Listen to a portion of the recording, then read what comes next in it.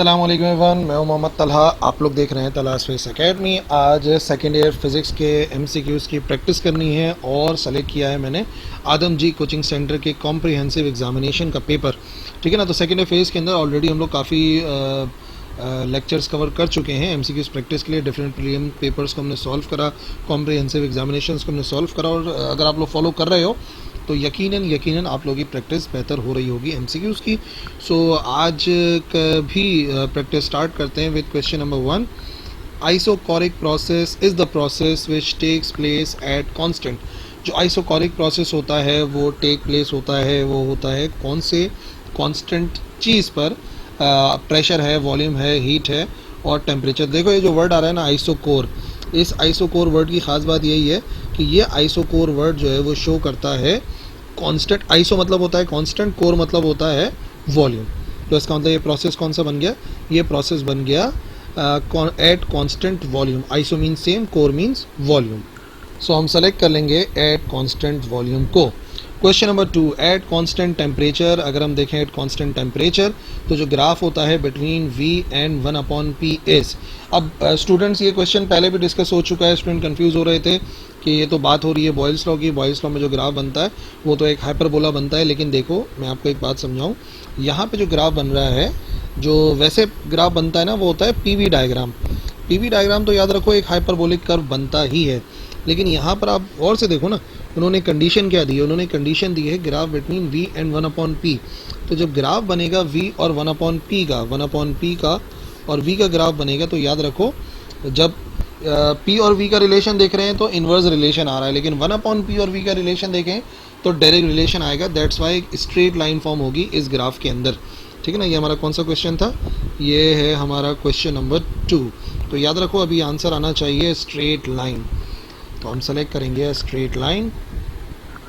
Question number 3, the maximum efficiency of Carnot engine is obtained by. जो maximum efficiency होती है कैसे हासिल कर सकते हैं कार्नो इंजन की, increasing the temperature of hot and cold simultaneously, keeping other factors constant. अगर दोनों को बढ़ा देंगे तो बेकार हो जाएगा। Decreasing the temperature of sink, sink के टेम्परेचर को डिक्रीज करें, हाँ अच्छी बात है। Increasing the temperature of source, ये भी अच्छी बात है। Keeping the other factors constant, और यही हमारा करेक्ट आंसर है। याद रखो, मैं पहले ही बताता हूँ कि आप इसको सीधा सीधा याद रख सकते हो। कोल्ड बॉडी जितना कोल्ड हो उतना अच्छा है, हॉट बॉडी जितना हॉट हो उतना अच्छा है। तो सोर्स का टेम्परेचर जितना इंक्रीज होगा एफिशिएंसी बढ़ेगी, और जो सिंक है उसका टेम्परेचर जितना कम होगा उतनी एफिशिएंसी बढ़ेगी। Question number 4, transfer energy to and from its surrounding by the process of heating और cooling and by the process of mechanical work. एक ऐसा सिस्टम, एक ऐसी जगह जहाँ पर जो है वो एनर्जी जो है वो ट्रांसफ़र हो सकती है। ओनली नहीं लिखा हुआ है कि एनर्जी ट्रांसफ़र हो सकती है सिस्टम के अंदर और सिस्टम के बाहर। तो याद रखो ये ओपन सिस्टम वो सिस्टम होता है जिसके अंदर मैटर और एनर्जी दोनों ट्रांसफ़र हो सकती हैं। ठीक है। क्लोज सिस्टम वो होता है जिसमें जस्ट एनर्जी ट्रांसफ़र हो सकती है। तो यहाँ पे सिर्फ एनर्जी के बारे में पूछा गया, तो याद रखो वो ओपन में भी होता है और क्लोज में भी होता है। दैट्स वाई आंसर हो जाएगा यहाँ पर बोथ A एंड B। और अगर बात होती कि जहाँ पर ना मैटर ट्रांसफ़र हो सके ना एनर्जी, तो उस सिस्टम को आइसोलेटेड सिस्टम कहा जाता है। Question number 5, gas in a closed container at temperature of 27 degree Celsius has pressure P। What will be the pressure if the temperature is raise to 127 degree Celsius. अब यहाँ पे relation बन रहा है pressure और टेम्परेचर का। ठीक है ना। प्रेशर और टेम्परेचर का रिलेशन बन रहा है और हमें उसी को स्टडी करना है। पहले टेम्परेचर 27 था, फिर 127 हो गया। पहले टेम्परेचर 27 था और फिर टेम्परेचर कितना हो गया, 127 हो गया डिग्री सेल्सियस। ठीक है ना। टेम्परेचर इस तरह से चेंज हुआ और पहले प्रेशर जो है वो P था, तो बाद में प्रेशर कितना हो गया, क्वेश्चन ये है। पहले प्रेशर P था तो अब बाद में प्रेशर कितना हो गया, क्या नाम दें उसको, चलो P2 का नाम दे देते हैं, P2 फाइंड कर लेंगे। तो देखो वैसे जो रिलेशन है वो ये है कि PV/T is equal to constant, इससे ही कॉमनली याद रखते हैं। लेकिन वॉल्यूम तो कांस्टेंट रहा, तो हम सिर्फ लिख सकते हैं P1/T1 is equal to P2/T2। But Charles law apply करने के लिए या किसी भी बॉयल्स लॉ को, गैस लॉ को अप्लाई करने के लिए ये जो टेम्परेचर है इसको लाजमी तौर पे हमें कन्वर्ट करना होगा केल्विन में। तो ये होगा 27 प्लस 273, 273 प्लस 27 ये हो जाता है 300 केल्विन। और इसी तरीके से जब 127 में प्लस 127 में प्लस 273 करेंगे तो ये बराबर आ जाएगा 400 केल्विन के। 100 का ही फ़र्क है। तो पहले प्रेशर को इन्होंने बोला कि P है, टेम्परेचर को बोला टेम्परेचर है 300, बाद के प्रेशर को मैंने बोला P2 और टेम्परेचर को मैंने बोल दिया 400। तो एक्चुअली उन्होंने कहा था कि आप P2 की वैल्यू निकालें, तो P2 की वैल्यू बराबर आ जाएगी 400 P और डिवाइडेड बाय 300। तो 2 0 से 2 0 कैंसिल हो जाएगा, हमारे पास आंसर आएगा 4P/3। तो सिर्फ ये वाला आंसर ढूंढना है, 4P/3, 4P/3, ये आ गया 4P/3। Question number 6, the temperature at which the gases, if they remain in gaseous state, exert zero pressure and have zero volume। वो टेम्परेचर जिस पे गैस जगह घेरना बंद कर देती है, उसका प्रेशर जीरो हो जाता है, वॉल्यूम जीरो हो जाता है, उसे एब्सोल्यूट जीरो कहा जाता है। याद रखो 1 केल्विन नहीं होता, ठीक है, 1 केल्विन नहीं होता, 0 केल्विन होता है। अगर 0 केल्विन होता तो सही आंसर होता है, या -273 डिग्री सेल्सियस होता है, बट फिलहाल करेक्ट आंसर है absolute zero. Question number 7, the electric intensity at any point between two oppositely charged plane plates, plane sheet है, तो उनके दरमियान की जो इलेक्ट्रिक इंटेंसिटी है, ये हमारा गॉसेस लॉ का एक जो है वो केस था, जिसके मुताबिक आंसर आता है सिग्मा अपॉन एप्सिलॉन नॉट। ठीक है, आपको याद होगा सिग्मा अपॉन एप्सिलॉन नॉट आता है। सॉरी, ये सारे कलर हो गए, बहरहाल डॉक्यूमेंट ऐसा, लेकिन पहला वाला आंसर सही है, सिग्मा अपॉन एप्सिलॉन नॉट। और अगर एक शीट की वजह से होता है तो सिग्मा अपॉन 2 एप्सिलॉन नॉट होता है। The electric flux through a close surface depends upon the, जो इलेक्ट्रिक फ्लक्स है थ्रू अ क्लोज सरफेस, वो किस पर डिपेंड करता है? वो डिपेंड करता है magnitude of the charge enclosed by the surface, the shape of the surface, position of the charge enclosed by the surface, none of the above options. तो याद रखो ये गॉसेस लॉ लिखा हुआ है। गॉसेस लॉ के मुताबिक किसी भी गॉसियन सरफेस से पास होने वाला टोटल फ्लक्स डिपेंड करता है सिर्फ और सिर्फ इनक्लोज चार्ज के ऊपर। ठीक है ना, 1/ε0 टाइम्स चार्ज होता है ना, तो 1/ε0 तो कांस्टेंट है, और फिलहाल वो सिर्फ डिपेंड करेगा magnitude of the charge enclosed by the surface. Question number 9, the electric flux through a close surface which does not contain any charge. जब चार्ज ही नहीं है तो चार्ज पे डिपेंड कर रहा है, तो वही multiple choice question different wording के साथ आ रहा है, आंसर आएगा 0 के बराबर। Question number 10, when 3 capacitors are join in series, तो टोटल कैपेसिटेंस कितनी हो जाती है? तो वैसे मैं आपको बताऊँ ना, सीरीज कॉम्बिनेशन का जो फॉर्मूला है बड़ा सिंपल सा है। सीरीज कॉम्बिनेशन का फॉर्मूला होता है कैपेसिटर्स का, 1/C बराबर होता है 1/C1 plus 1/C2 plus 1/C3, और आंसर बहुत कम आता है। कितना कम आता है कि सबसे छोटी रेजिस्टेंस, सबसे छोटा जो कैपेसिटर भी लगा होगा ना, नेट कैपेसिटेंस उससे भी कम आती है। Less than the value of minimum capacitance, लो पहली वाली बात ही सही हो गई। मैं कह रहा हूँ कि अगर सीरीज़ में जोड़ देते हैं कैपेसिटर्स को तो फाइनल कैपेसिटेंस इतनी कम आती है कि जो सबसे छोटी कैपेसिटेंस भी जुड़ी होगी ना, तो टोटल का आंसर उससे भी कम आता है। That's why less than the value of minimum capacitance. Question number 11, the electric flux through a surface will be minimum when the angle between, दो चीज़ें होती हैं, इलेक्ट्रिक इंटेंसिटी आना चाहिए और फिर एरिया वेक्टर आना चाहिए। क्वेश्चन नंबर 11, जो हमारे पास इलेक्ट्रिक फ्लक्स का फॉर्मूला है वो होता है E डॉट डेल्टा ए, और डॉट को रिमूव करते हैं तो ये आ जाता है E डेल्टा ए, और साथ में आता है कॉस थीटा। अब कॉस थीटा के बारे में आपको पता है, कॉस थीटा की जो मिनिमम वैल्यू आती है वो आती है 90 डिग्रीज़ पर, और जो मैक्सिमम वैल्यू आती है वो आती है 0 डिग्री पर। ठीक है ना, मैक्सिमम पे कॉस कितना आता है? कॉस 1 के बराबर आता है, और मिनिमम यानी कि 90 डिग्री पे कॉस 0 आता है। तो अब सवाल मैक्सिमम के लिए होगा मिनिमम के लिए होगा, उससे हम डिसाइड कर लेंगे। The electric flux through a surface will be minimum, minimum कितने डिग्री पर होता है? मैंने आपको बताया मिनिमम होता है 90 डिग्रीज़ पर, इस वजह से हम सेलेक्ट करेंगे first option 90 degrees. Question number 12, 1 electron volt is equal to, 1 electron volt बराबर होता है चार्ज ऑन 1 इलेक्ट्रॉन के। इस तरीके से आप याद रख सकते हो, वो होता है 1.6 10 raise to the power -19 joules के बराबर। ठीक है, ये वाला ऑप्शन है सेकंड वाला। क्वेश्चन नंबर 13, 3 रेजिस्टर्स हैं 2, 3, 4 ओम्स के। ठीक है, 2, 3, 4 ओम्स के जो है वो हमारे पास 3 रेजिस्टर्स हैं, और उनको कनेक्ट किया गया है कि इक्विवेलेंट रेजिस्टेंस 9 ओम के बराबर आ गई है। तो हमने इनको कैसे जोड़ा? एक 2 ओम का है, एक 3 ओम का है, और एक 4 ओम का है। तो पहले ट्राई करते हैं सबसे आसान वाली बात, और वो है सीरीज़ कॉम्बिनेशन की बात। चेक करते हैं, शायद हमने उनको सीरीज़ में ही कंबाइन किया होगा, और वैसे तो मैं देख के बता सकता हूँ कि ये सीरीज़ कॉम्बिनेशन है 2, 3, 4। सीरीज़ कॉम्बिनेशन का अगर इस्तेमाल करें तो 2 ओम, 3 ओम और 4 ओम था ना, 2, 3, 4 ओम। ठीक है ना। तो सीधा सीधा क्या हो जाएगा, ये हो जाएगा 9 ओम्स के बराबर। इसका मतलब हमने सीरीज़ में जोड़ा था। देखते ही अंदाज़ा लगा लो, अगर तो आपको लग रहा है कि जो टोटल आंसर आ रहा है वो ज़्यादा आ रहा है तो यकीनन सीरीज़ कॉम्बिनेशन का ही चक्कर होगा। और यहाँ पे तो खैर बहुत ही आसान सी बात थी, तो हम सेलेक्ट कर लेंगे हमारा correct answer which is all in series, तभी 9 आंसर आया। Question number 14, a current of 1.6 ampere, 1.6 ampere का करंट है, बैटरी से ड्रॉ हो रहा है 10 मिनट तक। How much charge flows through the circuit in this time. Current का फॉर्मूला इजीली सॉल्व करना है उसको। क्वेश्चन नंबर 14, फॉर्मूला में पता है आई बराबर होता है Q अपॉन टी के, या Q बराबर होता है I इंटू टी के। करंट कितना है, करंट है हमारे पास 1.6 इंटू 1.6 इंटू 10, लेकिन ये मिनट्स है, मिनट्स को सेकंड में ले जाना पड़ेगा, मल्टीप्लाई बाय 60, तो हो जाएगा 1.6 मल्टीप्लाई बाय 600। तो अगर हम मल्टीप्लाई कराते हैं 1.6 को 600 से,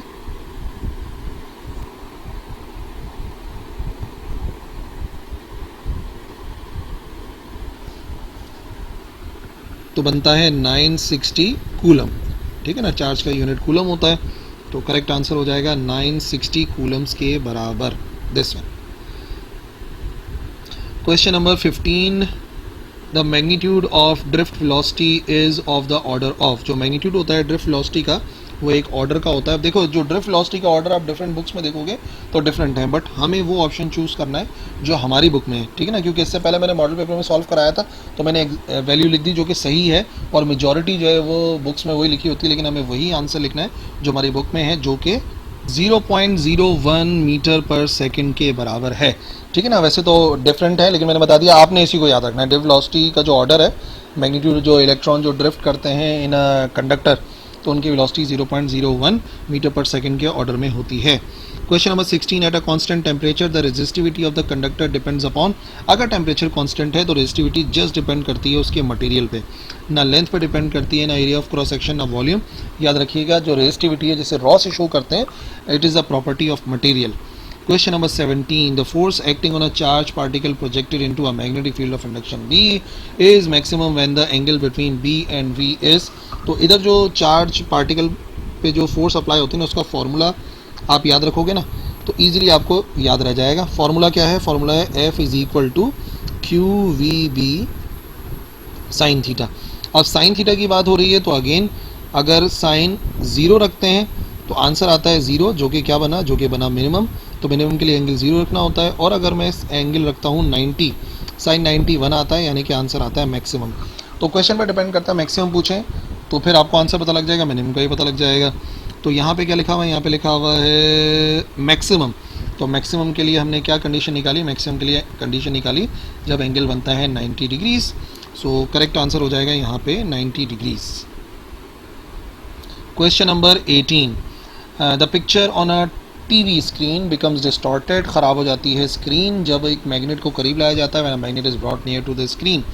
अगर किसी मैग्नेट को टेलीविजन स्क्रीन के करीब लेकर जाते हैं तो हमें पता है जो पुरानी टीवी थे, टेलीविजन स्क्रीन, जिन्हें CRT कैथोड रे ट्यूब भी कहते हैं, दरअसल वो कैथोड रेस पे काम करती हैं, विच आर इलेक्ट्रॉन्स, और इलेक्ट्रॉन जो है वो चार्ज पार्टिकल हैं। अब जब मैं मैग्नेट को उसके करीब लेकर आऊँगा टीवी स्क्रीन के, तो कोई ना कोई मैग्नेटिक फील्ड होगी, फिर उस इलेक्ट्रॉन को उस मैग्नेटिक फील्ड में से गुजरना पड़ेगा। ऑलरेडी हमें मालूम है, जो हम डिस्कस कर चुके हैं चैप्टर नंबर 14 के अंदर, कि जब भी किसी मैग्नेटिक फील्ड की मौजूदगी में चार्ज फ्लो करता है तो नतीजे में क्या होता है, नतीजे में उसके ऊपर अप्लाई होती है एक फोर्स जिसकी वजह से वो बेंड हो जाता है। तो यहाँ पे आप देख लो, the beam of electron will not be deflected, the beam of electron will be deflected due to the magnetic field, the beam of electron will be deflected due to the magnetic field.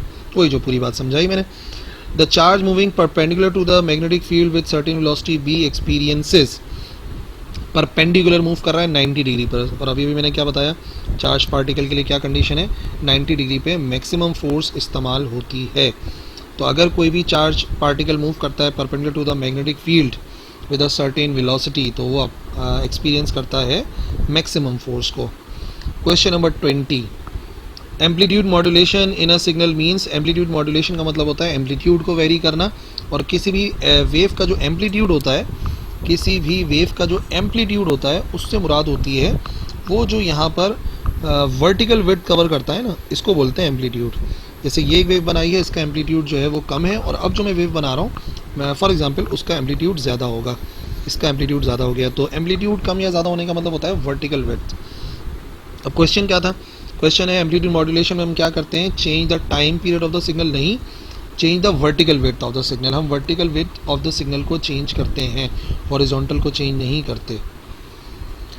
A set of coordinate axis with respect to which measurements are made, उसे कहते हैं frame of reference. In order to increase the range of ammeter, अगर मैं चाहता हूँ कि ammeter की range बढ़ाऊँ तो शंट रेजिस्टेंस को क्या होना चाहिए, याद रखो शंट रेजिस्टेंस का मतलब है स्मॉल रेजिस्टेंस, और गैल्वानोमीटर को एमीटर में कन्वर्ट करने के लिए स्मॉल रेजिस्टेंस से जोड़ा जाता है, और वो जितनी स्मॉल हो उतना अच्छा है। बस बात से आप याद रखिए, उसका नाम है shunt resistance which is a very small resistance, और जितनी स्मॉल हो उतना अच्छा है। इट मीन्स कि शंट रेजिस्टेंस को हमें क्या करना चाहिए, डिक्रीज करना चाहिए। Frequency of visible radiation is, जो विजिबल रेडिएशन की फ्रीक्वेंसी है वो हायर देन एक्स रेज होती है, नहीं ये बात तो गलत है, एक्स रेज की तो बहुत हाई होती है। Higher than ultraviolet radiation, नहीं, अल्ट्रा वायलेट रेडिएशन से भी कम होती है। Higher than X rays and ultraviolet both, ठीक है ना, एक्स रेज और अल्ट्रा वायलेट दोनों से ज़्यादा होती है, नहीं, दोनों से ही ज़्यादा नहीं होती। Less than ultraviolet and X rays both, ultraviolet से भी कम होती है और एक्स रेज से भी कम होती है। फॉर दोस्त जिनको नहीं मालूम तो एक तरीक़ेकार भी है, और जो रेंज होती है उसको आप याद रखिएगा। सबसे पहले आती हैं रेडियो वेव्स, फिर आती हैं माइक्रोवेव्स, फिर आती हैं इंफ्रारेड, उसके बाद आती हैं विजिबल, फिर आती हैं अल्ट्रा वायलेट, उसके बाद आती हैं एक्स रेज, और फिर आती हैं गैमा रेज। ठीक है ना, शॉर्ट में लिख दिया मैंने, अब आप लोग खुद ही इसको बनाते रहना, और इस तरतीब को याद रखो, R M I X U X sorry V U X G, तो इसके ज़रिए जो है ना आपको समझ में आ जाएगा। और ये बढ़ती हुई फ्रीक्वेंसी के लिए, तो ये जो विजिबल रेडिएशन है इसकी फ्रीक्वेंसी अल्ट्रा वायलेट से भी कम होती है और एक्स रेज से भी कम होती है। क्वेश्चन नंबर 24, फोटो करंट और number of photo electrons emitted from a metal depend upon incident lights.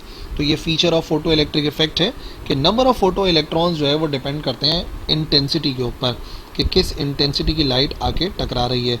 और अगर यही लिखा होता kinetic energy of photo electrons तो हम सेलेक्ट करते हैं फ्रीक्वेंसी को, जो कि एक अलग फीचर है फोटो इलेक्ट्रिक इफेक्ट का। Compton shift depend only on photons, wavelength, energy, frequency, scattering angle. Compton shift सिर्फ और सिर्फ डिपेंड करती है स्कैटरिंग एंगल पर। फार्मूला याद दिलाता हूँ मैं, क्वेश्चन नंबर 25 फार्मूले से रिवाइज हो जाएगा, अगर आता है तो स्किप करके आगे बढ़ जाओ। कॉम्पटन शिफ्ट डेल्टा लैम्डा होता है, फार्मूला होता है H/m0c और 1 माइनस कॉस थीटा। बाकी तो सब कांस्टेंट नज़र आ रहा है, तो ये जो हमारे पास कॉम्पटन शिफ्ट इन वेवलेंथ है जस्ट डिपेंड करता है स्कैटरिंग एंगल पर। क्वेश्चन नंबर 26, मैक्स प्लैंक जिन्होंने पेश की थी क्वांटम थ्योरी ऑफ लाइट, उन्होंने एक्चुअली जो क्वांटाइजेशन बताई थी कि एनर्जी जो है वो पैकेट्स की फॉर्म में ट्रैवल करती है from one point two another, that's why उनका सारा जो मकसद है वो है एनर्जी क्वांटाइजेशन में। The minimum energy required for a pair production is 1.02 mega electron volt. देखो पेयर प्रोडक्शन के अंदर ना दो चीज़ें बनती हैं, एक इलेक्ट्रॉन बनता है और दूसरा बनता है पॉजिट्रॉन, ठीक है ना, एक बनता है इलेक्ट्रॉन और दूसरा प्रोड्यूस होता है पॉजिट्रॉन, ये आ जाएगा पॉजिट्रॉन। अच्छा, इसका इनके बनने के लिए ना दो किस्म की एनर्जी होती है, इनके पास काइनेटिक एनर्जी भी होती है और पोटेंशियल भी होती है।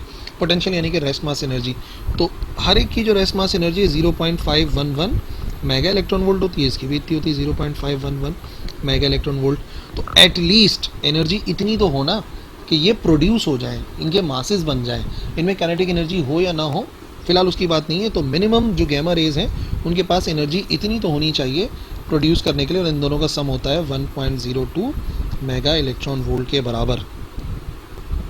Question number 28, a device that raises the strength of a weak signal, उसे कहते हैं एम्पलीफायर।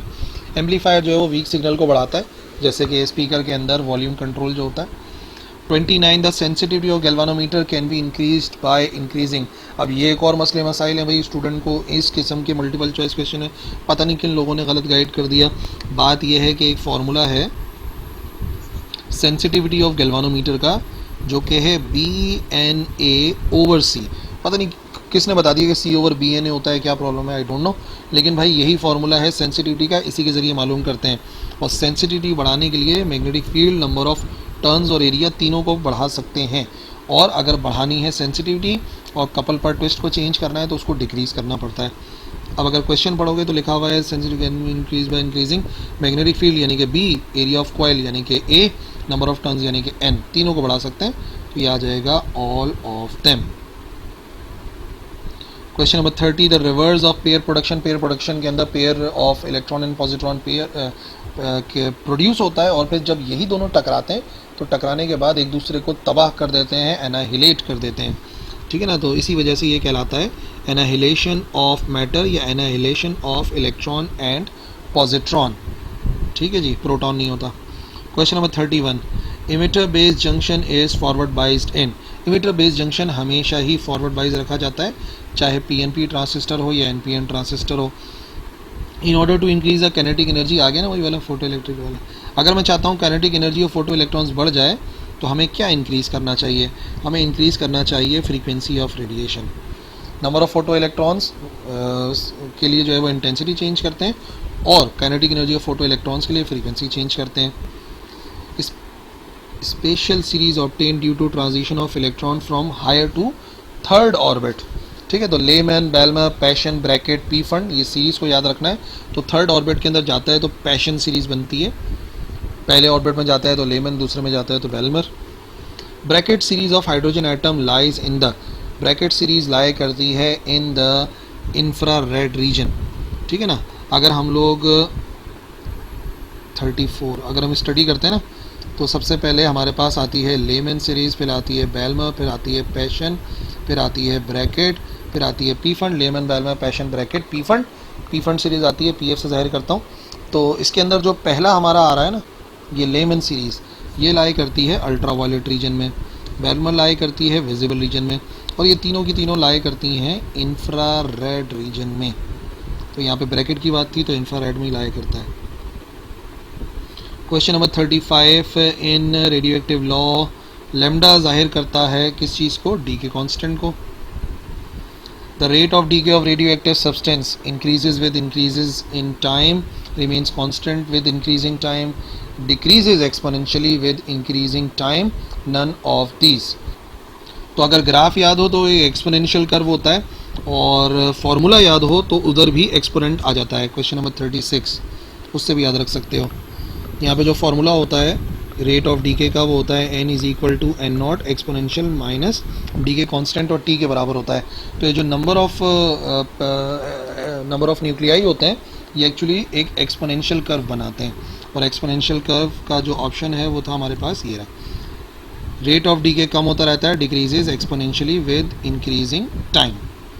विल्सन क्लाउड चैम्बर का काम है study clouds to take photograph of track of high velocity ions, यही बात है, फोटोग्राफ लेते हैं हम लोग अल्फा बीटा गैमा के। Question number 38, the resistor 3 ohm 5 ohm 7 ohm के पैरेलल जोड़ दिए और 0.3 वोल्ट हैं 3 ओम रेजिस्टर के अक्रॉस। तो क्योंकि तीनों को पैरेलल जोड़ा है तो वोल्टेज तीनों के अक्रॉस इक्वल रहेगा, इस वजह से आंसर आएगा 0.3 वोल्ट।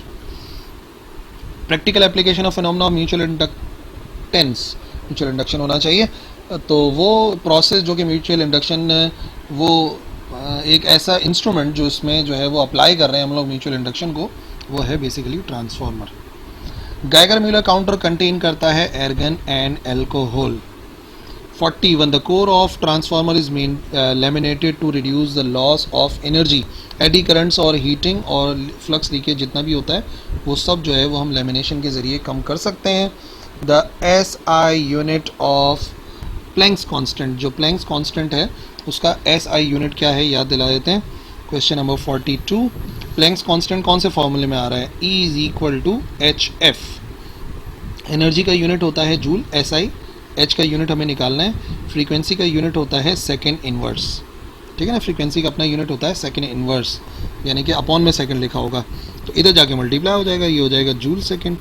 प्लैंक्स कांस्टेंट का SI यूनिट होता है joule into second, joule into second, this one, ठीक है जी। और पूरा का पूरा डॉक्यूमेंट जो है वो डिस्क्रिप्शन में अपलोडेड है। बहुत सारे स्टूडेंट कह रहे हैं कि सेक्शन बी और सी हमें चाहिए होता है, तो भाई पूरा का पूरा डॉक्यूमेंट मैं अपलोड कर दूंगा, परेशान होने की ज़रूरत नहीं है। सारे MCQs पे निशान लगा दिए और निशान वाला ही अपलोड कर दूंगा तो इजीली आप लोग देख पाओगे।